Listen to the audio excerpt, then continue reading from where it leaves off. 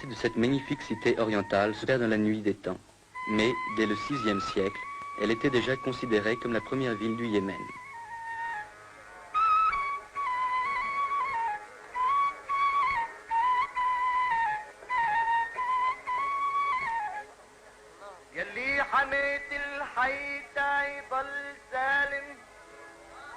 Proclamée le 26 septembre 1962, la République, dont on voit ici le palais présidentiel, la confirme dans son rôle de capitale de l'Arabie heureuse.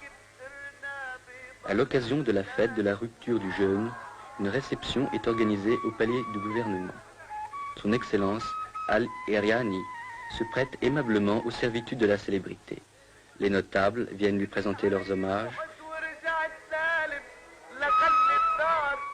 ainsi que le président de la Chambre.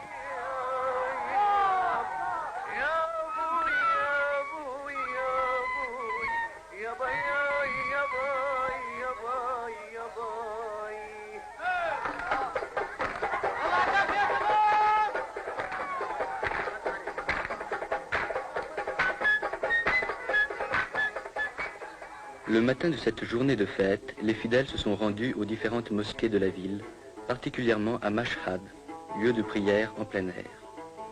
Par groupe plus ou moins important, ils effectuent la prière publique sous la direction d'un imam.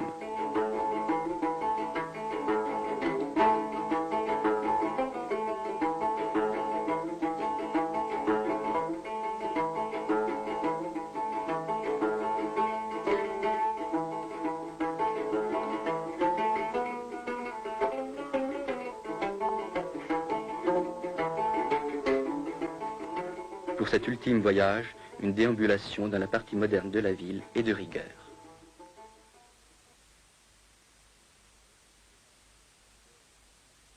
La magnifique porte du Yémen, orgueil de Sanaa, permet d'accéder directement au marché où sont vendus les différents produits d'un pays essentiellement agricole.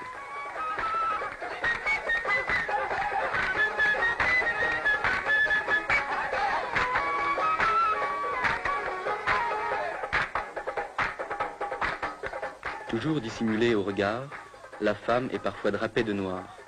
Mais le voile traditionnel aux couleurs vives satisfait davantage la coquetterie féminine.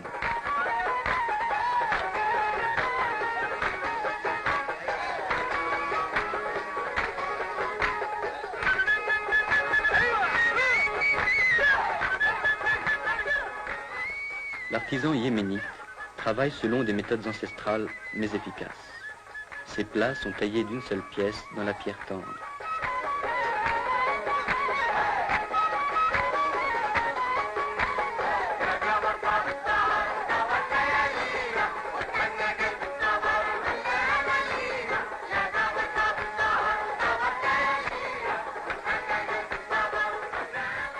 Jadis, les peaux yéménites étaient célèbres dans tout l'Orient. Trempée dans différentes cuves, la peau est lavée, nettoyée, tannée, illustrée. Ces différentes opérations sont effectuées en plein air, tant l'odeur qui se dégage des bains est suffocante.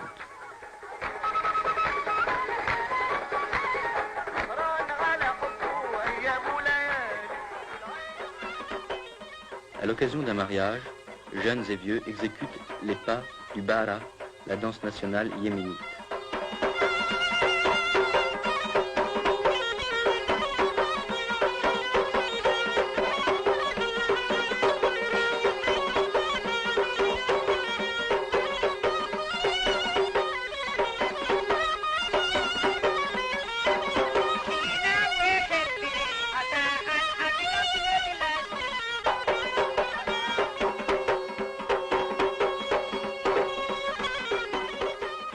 Étrange alliance de l'art et du sacré.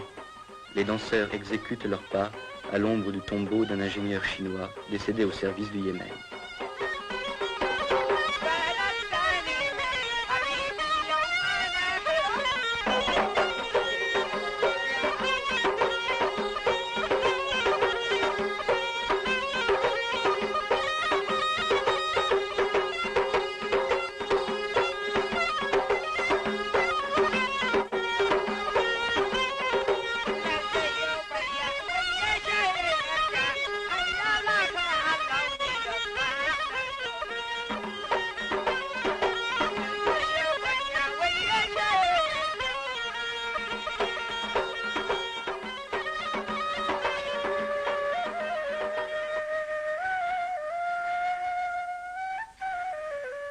quittons Sanaa pour Wadi Dar, célèbre par son château, construit sur un énorme socle rocheux, et nous poursuivons notre route vers Amran.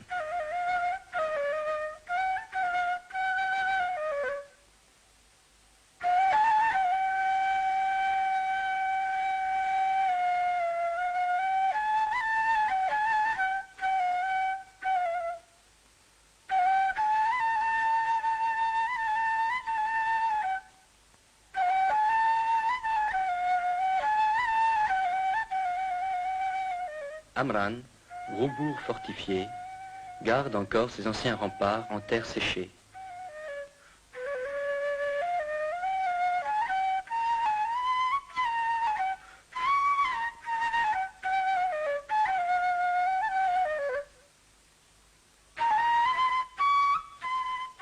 Son petit marché, ses terrasses sans prétention, dénotent la petite ville de province. Fidèles aux traditions, ses habitants organisent en notre honneur un véritable festival de danse folklorique.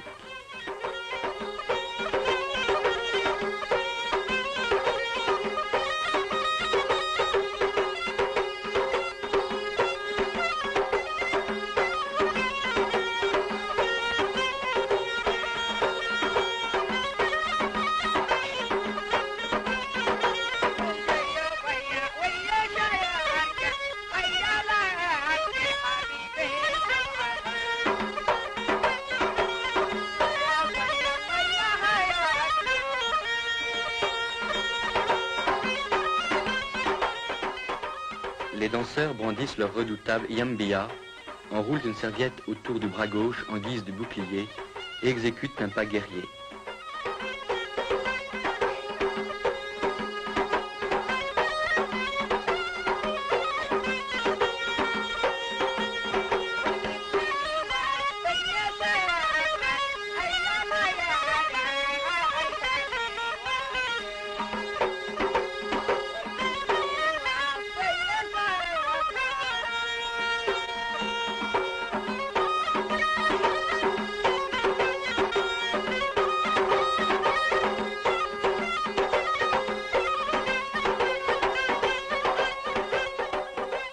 Et voici le moment crucial de la compétition.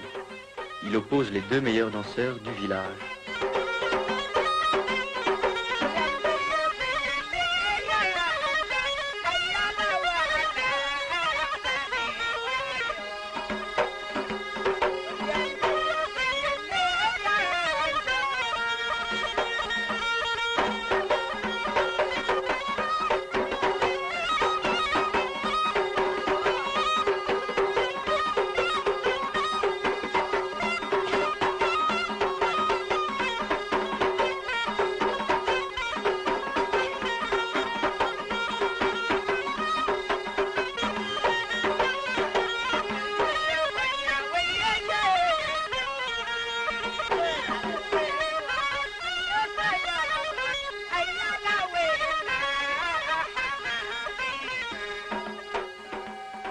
De Amran, nous nous dirigeons vers Kamr, centre vital de la célèbre confédération des Hachides.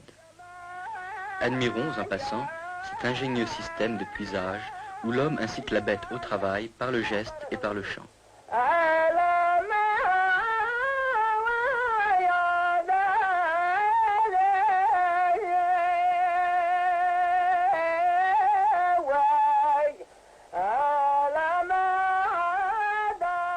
Non loin de la ville, dans une ferme isolée, vivent les tisserands.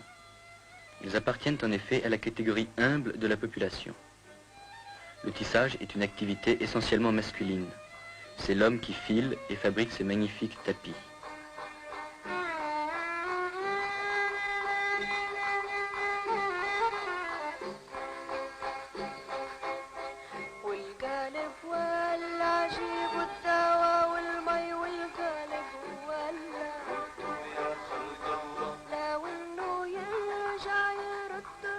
La femme lui prête sporadiquement son concours, car elle est avant tout la gardienne du foyer.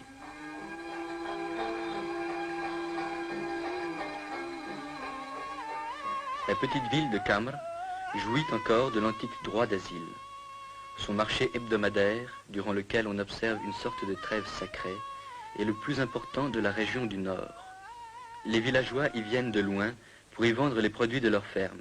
Sa population, de 2000 âmes environ, comprend surtout des cultivateurs et des artisans, entre lesquels le mariage est exclu.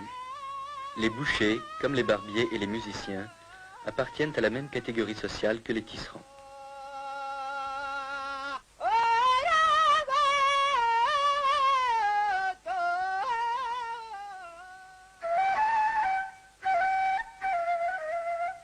Notre voyage à Zafar n'est pas du tout repos.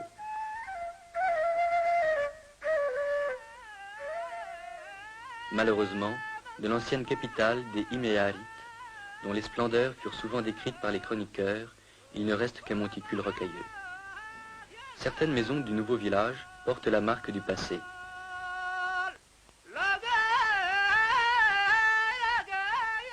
Ces citernes, vieilles de 2000 ans, sont toujours en service.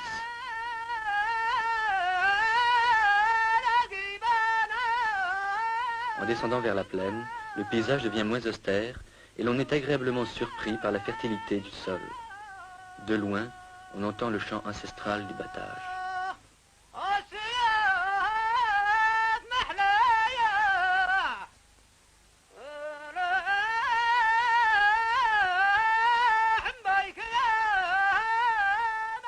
Dans cette société paysanne, la femme travaille autant que l'homme, sinon plus que lui. Gardienne du foyer et fermière accomplie, elle aide son mari dans les travaux des champs, s'occupe des animaux domestiques et assure les besoins en eau de la maison. Nous dirigeons nos pas vers Haz, où, comme de coutume, nous sommes accueillis par la musique.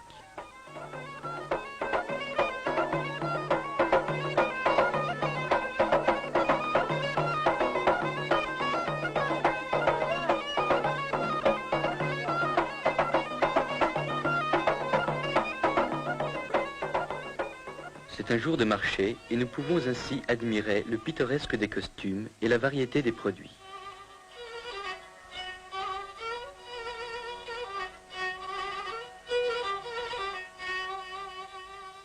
Chaque marché a son daoshan, serviteur du clan et crieur public, appartenant à la catégorie sociale la plus humble de la population.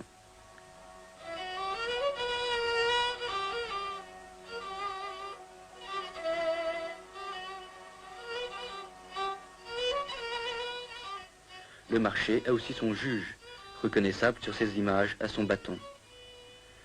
Contrairement à la citadine, la paysanne ne se voile pas. Elle se protège seulement du soleil et de la poussière. Le marché terminé, on compte ses gains, on se dit un dernier mot, et l'on prend le chemin du retour vers des villages presque inaccessibles.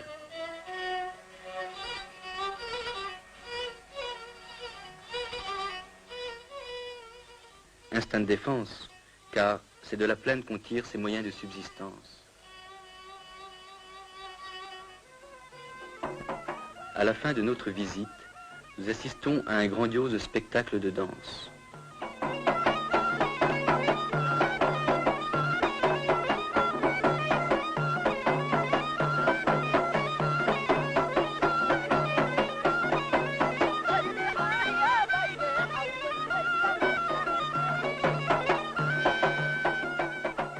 Le Yéménite est passionné de danse qu'il considère comme une manifestation de sa sensibilité artistique.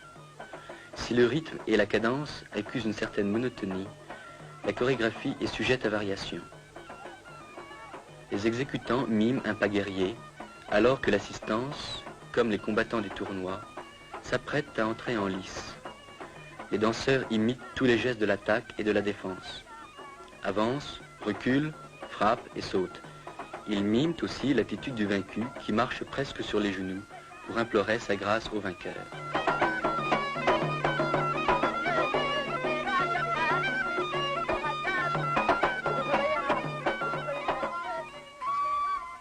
Nous quittons ces paysages austères pour nous rendre vers un site qui respire la quiétude et la fraîcheur. C'est la région la plus fertile de l'Arabie heureuse, dominée par la riante Djibla.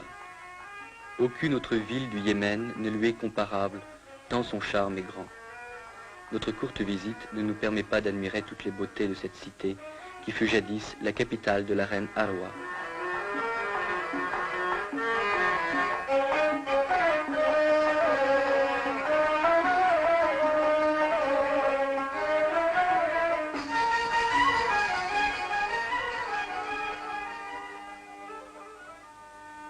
Moins typique que Sanaa, moins fascinante que Djibla, Taïz, la deuxième ville du Yémen, adossée au mont Saber à plus de 1200 mètres d'altitude, l'emporte sur l'une et l'autre par son esprit ouvert au commerce et à l'industrie. Elle est dominée par la mosquée Ashrafiyya, qui semble la tenir sous sa protection. Ancienne résidence de l'imam Ahmad, elle garde son ancien cachet, ses remparts et sa redoutable forteresse.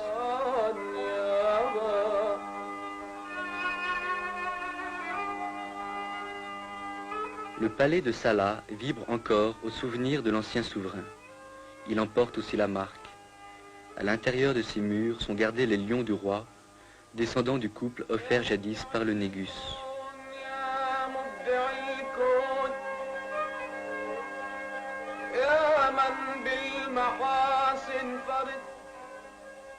Dès le XIVe siècle, Ibn Battuta parlait de l'influence de l'Inde sur le Yémen. Nous ne le démentirons pas. Taïz regorge de produits de toutes sortes en provenance de ce pays, et l'on éprouve un réel plaisir à flâner dans ses souks.